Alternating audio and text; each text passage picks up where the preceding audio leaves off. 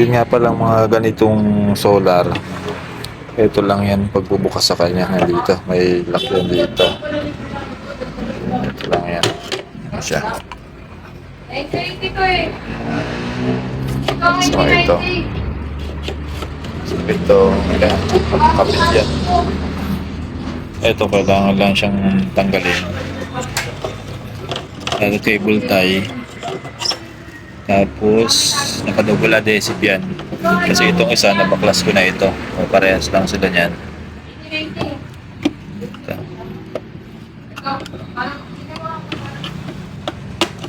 Ito, dalawa yan. Yan, itong isa, nabuksan ko na to. Habang hinihintay nga itong in-order ko sa Shopee na battery, ito, tinignan ko na yan. Sa parehas naman sila. 3.2 volts, ito 10 amperes, ito namang isa ay 12. So siguro mas matagal lang itatagal nito.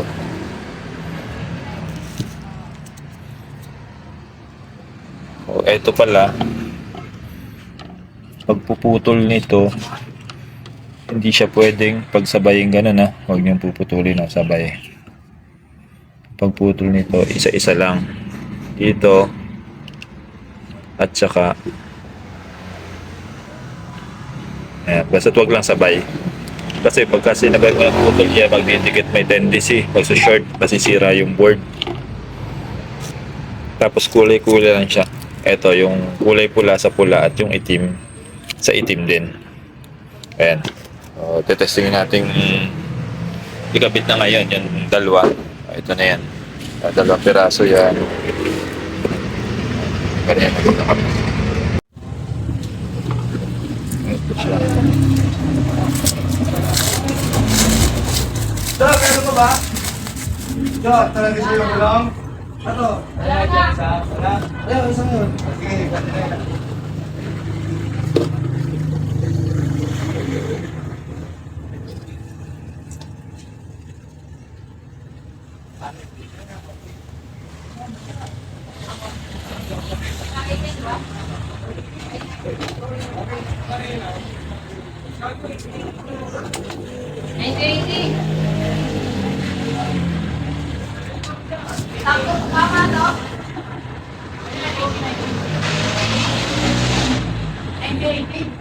Ito, pula sa pula.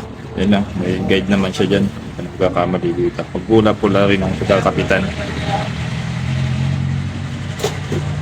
Wala nga pala ako ditong ginamit na panghinang, pero basta maganda yung pagkakadugtong mo, okay na rin naman yan.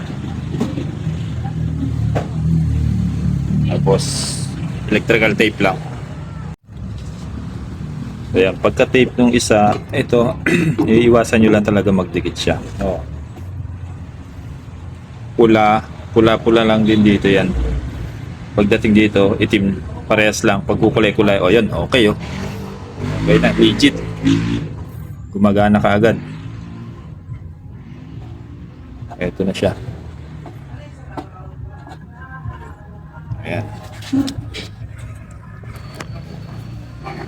Ito yan. O, di ba? Malakas. Ito yung isa, yung hindi pa gumagana. Ito yan yun. Ito yung isa, papalitan din yan kasi magkasabay ito. Matagal na rin ito. Umabot dito ng nasa 3 taon.